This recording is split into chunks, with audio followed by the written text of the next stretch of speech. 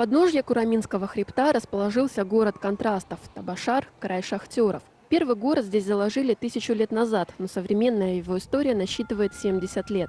Многие годы Табашар находился под покровом секретности из-за богатых месторождений урана, золота, серебра. О его существовании знали немногие.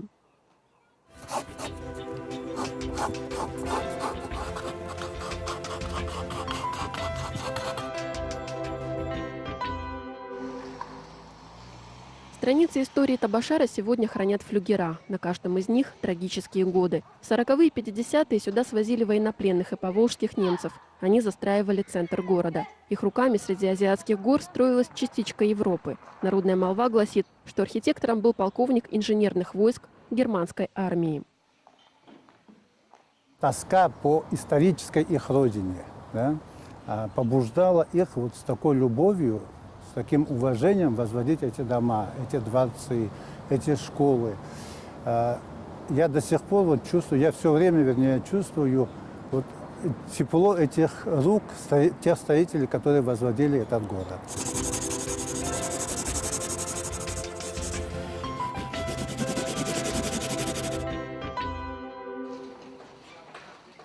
Круглые окна под остроконечной крышей в готическом стиле. У входа в каждый дом арка, есть маленький дворик. Немецкая строгость и аккуратность. Мрамор зимой сохраняет тепло, а летом прохладу. Быстрыми темпами в долине Росы развивался городок, в который можно было попасть только по специальному пропуску.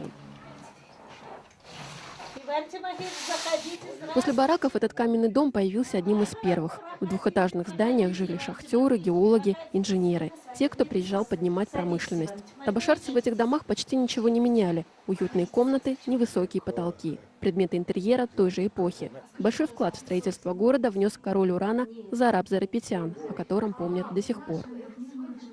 Рабочие ехали, здесь тысячи людей рабочих были, большие тысячи. И в шахтах, и на заводах. Так что промышленность здесь была сильно развита. Табашар был многонациональным. Корейцы, евреи, белорусы, украинцы. Это создало особый дух города. Труднее было тем, кто попал сюда против воли. Среди военнопленных были и те, кто оказался в фашистских войсках по принуждению. И все же большинство из них чувствовало себя в Табашаре как дома. Они старались наладить жизнь на новом месте. Все невзгоды жизни военнопленных пережила Мария Петровна. 60 лет назад она из Запорожья приехала сюда к любимому. Ее жизнь в Табашаре началась с барака и работы на руднике. Затем долгожданный дом, построенный мужем. В нем она живет до сих пор. В 1948 году он мне пишет, чтобы я приехала. И я приехала сюда вот на круг. Здесь была пилорама. Вот. И 14-й кладбище был. Поликлиники не было. Этого магазина углового не было.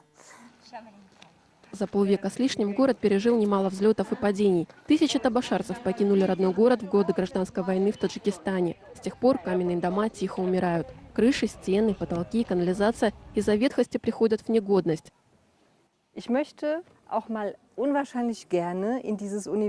Здесь снова слышится немецкая речь. Учитель из Германии проводит экскурсию по главным достопримечательностям города. Анна-Мария впервые услышала о Табашаре от подруги, эмигрировавшей в Европу. Теперь она часто гость в этом городке. А в Таджикистане Анна-Мария преподает немецкий язык худжанским школьникам. Когда я смотрю на эти дома, чувствую глубокое уважение к немцам, несмотря на то, что они были пленными. История была очень трагичная, но они сумели все пережить, построить город, устроиться.